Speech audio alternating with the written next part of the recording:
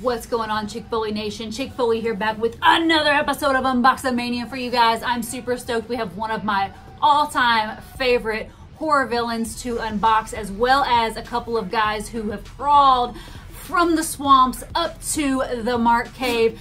First, we're gonna be unboxing Freddy frickin' Krueger from Nightmare on Elm Street 3 Dream Warriors. Oh my gosh, I cannot wait to get into all the details of this figure. And then we also have two guys that you may know very well.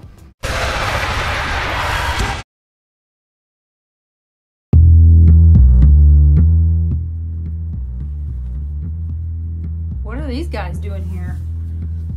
That's not who we're unboxing, but they must be excited to greet their brethren, because we are going to be unboxing the Bludgeon Brothers. Kind of creepy. Okay, can you guys go back to where you came from? So I am super pumped about this figure. I already have the original Nightmare on Elm Street Ultimate NECA Freddy Krueger. It's amazing, as always with NECA, but I normally don't buy repeats, especially because, you know, when the figures are so similar. Like, I mean, there's so many variations of Friday the 13th that only have like slight differences, and unless you're like a huge, you know, Friday the 13th mark, like, you don't need all those figures. I mean, who am I to talk? I guess you do need all those figures, but I did have to get this duplicate Freddy because, one, it is one of my favorite films of the series. I don't know how widely popular it is amongst like the people who love the Nightmare series, but it is one of my favorites, especially after that weird like bastardization of Freddy or Nightmare 2 that was just like way out there, which is saying something for the Nightmare series. But we're going to unleash Freddy from his plastic dream prison. I'm super pumped because, one, the figure is awesome, but all of the accessories that come with him are just like, they were must-have. They are what sold the figure for me. So I'm excited to bust this guy out. I wish I had, oh, I need a Freddy glove so I can just go whoosh, whoosh. Missed opportunity. But instead, we got old trusty old Kershaw here. We can do it like, there we go. That felt a little, like I said, that always feels a little badass, but a Freddy glove would have really been made in that moment. All right, so let's unbox this guy. Should I be scared to let him out? Yeah, he's not gonna get me right now anyway, I'm awake. But tonight, he may hop down from his shelf like the puppet in Freddy or Nightmare 3, which it actually comes with, and torment me. But let's get into all the details of this freaking phenomenal Freddy. So first up, we have the box. NECA always nails it on their packaging as well as their figures. This is the box, the movie poster box. It's the same box that came on the VHS. You can see the side detailing there. And then the back, it's got some awesome figure photography. I gotta step my figure photography game up because, I mean, these are freaking mage. But it says, the last of the Elm Street kids are now at a psychiatric ward where Freddy haunts their dreams with unspeakable horrors. Their only hope is dream researcher and fellow survivor Nancy Thompson, who helps them battle the supernatural psycho on his own hellish turf. Pretty scary, but let's get right into the details of the figure, guys. Oh, I probably should have unwound him before I started recording, but he is bread tied in here. I would have to look at the original Nightmare head scans. I know these are different, obviously, but I can't remember exactly what the differences are. I probably should have grabbed that figure. I may grab it just to do a comparison. So here is the figure. It's got articulation in the shoulders, the elbow, the hands have articulation. Then again, same on the other. Head, neck articulation, trunk articulation. Let's see what's under here. Whoa! Oh, that comes off because of the chest plate. I was like, what in the hell? Yeah, so that comes off. You've got leg, knee, foot, ankle articulation on this guy. So super dope. Sturdy figure. He'll stand up well. I love, look, I don't know if, let me see if I can get it to focus. Look at the detailing on Freddy's. Come on. Oh, there we go. Check out that sculpted head and those teeth and his eyes.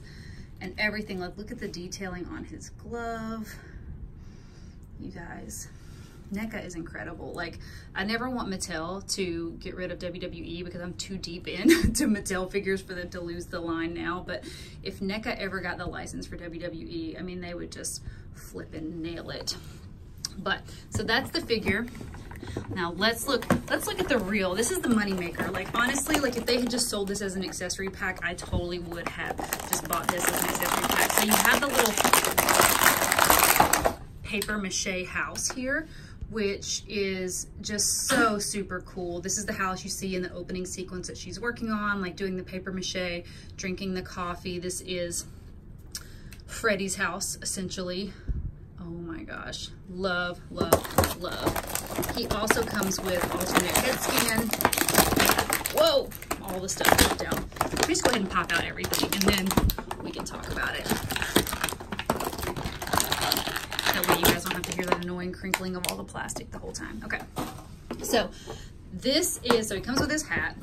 Obviously, super important part of Freddy's wardrobe is his hat. This is the alternate face scan. You can see it's got the burnt in crucifix, the wide open mouth. He's obviously screaming in pain. It's pretty mage detail. This is one of my favorite accessories. This was like actually very traumatizing to me as a little kid when he used the guy. So they're all in a psychiatric ward, like I read to you earlier.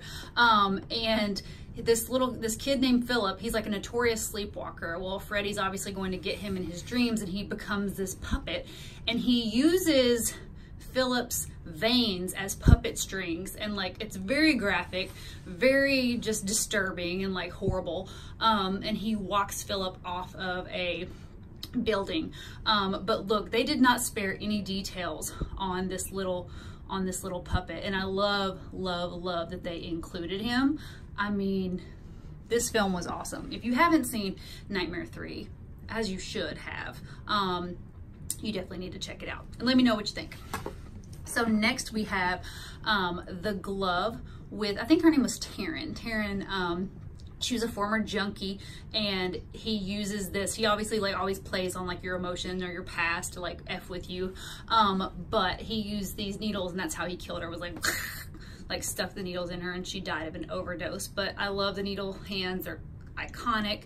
Again, no spare detail. You've got the gold plating, all of like the paint gradients and everything on the hands. Oh my gosh, so freaking dope. And then it comes with a little puppet stand. This is the stand that the puppet goes on. Oh, he's got two. So yeah, perfect. I was thinking, I was like, there's gotta be another one. So he's got one of his regular hands and then the gloved hands that both have syringes on them. This I absolutely love. So you saw that chest plate came off earlier. This is where he keeps the souls of the children that he has killed. So he makes this big reveal and opens his sweater, and you can see like all the faces like crying out from his chest of all the like I said, all the kids that he has murdered. So this is a pretty dope accessory. I'm gonna have to look at Freddy, the original Freddy. I'm actually gonna go grab him and see, whoops, and see if his sweater comes off, like if it's the same chest mold as this one, and also see what the different face scans are. So hang tight, I'll go grab him. All right, so here is original Nightmare on Elm Street Freddy, and then here is Nightmare on Elm Street 3 Freddy. It's pretty crazy because, you know, Nightmare on Elm Street 1 was like this groundbreaking film, just like the way to be able to kill someone in their dreams. Like Freddy was just terrifying. Also, it was a little more dark and a little more serious. It wasn't nearly as like campy as the Nightmare series became later on, obviously like starting with number 3. But so you can see the difference. Like look at like the paint job on the original Nightmare on Elm Street Freddy. It's like darker, it's more muted. His face scan is like very, very serious and like scary and terrifying. And then you have this guy who's a little more of the Freddy that you probably recognize from the series, like, you know, just kind of like always making jokes and like killing people like in really creative ways. And I'll show you the face scans that came. They're still in the box. Here are you can see the face scans that came with the original Nightmare.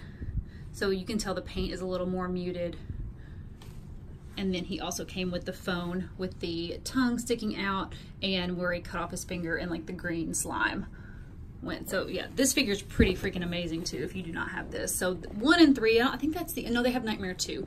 These are the 2 that I would recommend if you're looking for a freaking dope Freddy figure. It's either the original Nightmare on Elm Street or Nightmare on Elm Street 3. Next up, we have a couple of figures that I'm super excited about. It is Luke and Rowan from the Bludgeon Brothers variation. Their WWE run may not have been as glamorous or as amazing as, you know, as it probably should have been, but by God, they made some amazing, incredible action figures. And guys, the details on these are in freaking insane. So I'm gonna pop this guy open. Alrighty.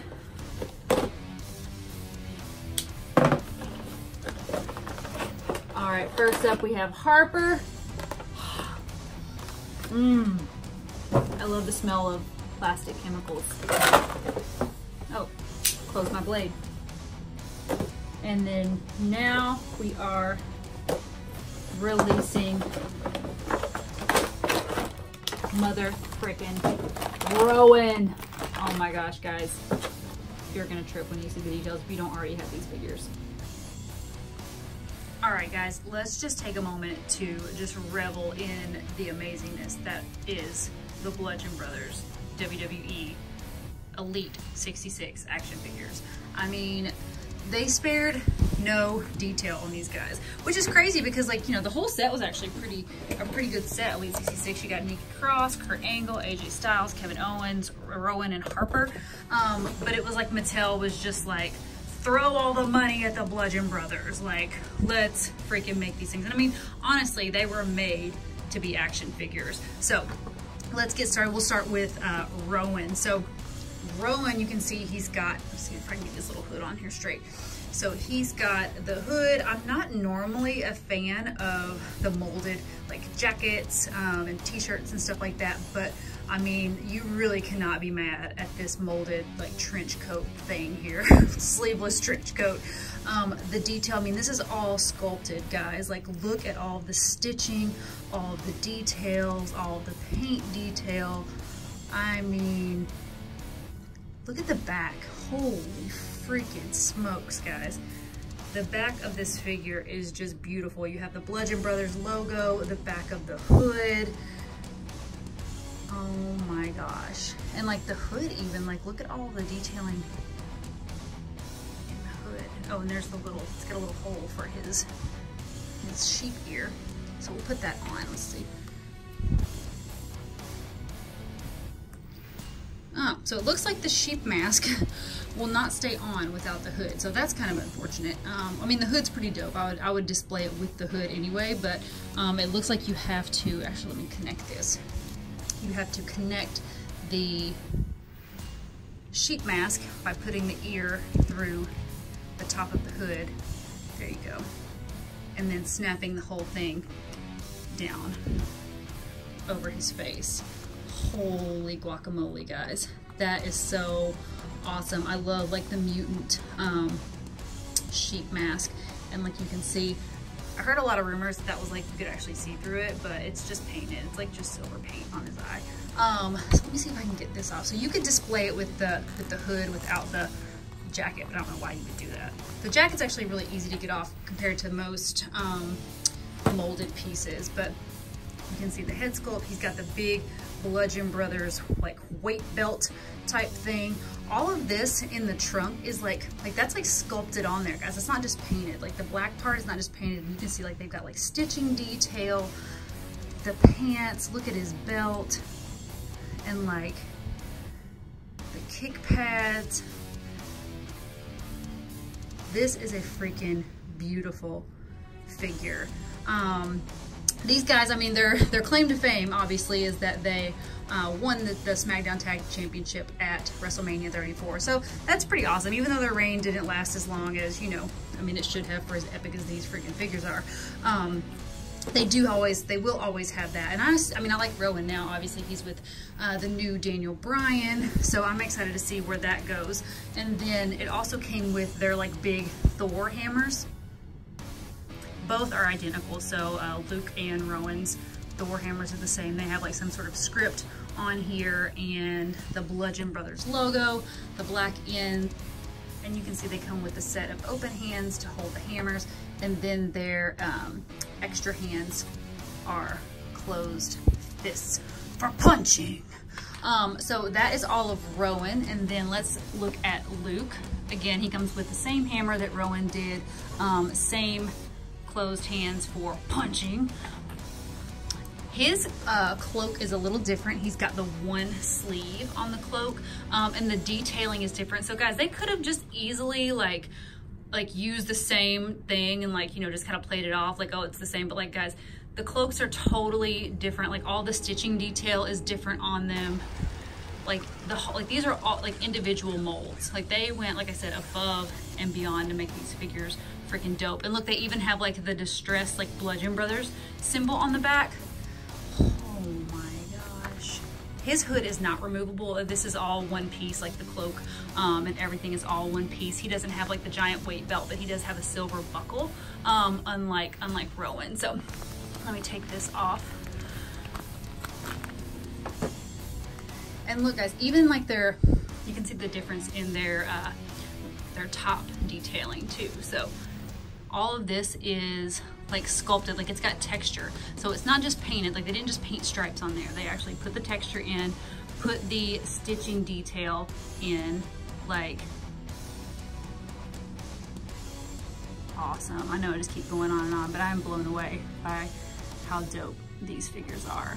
Oh, he's got his little man bun. Yeah, look at the detailing in the beard even.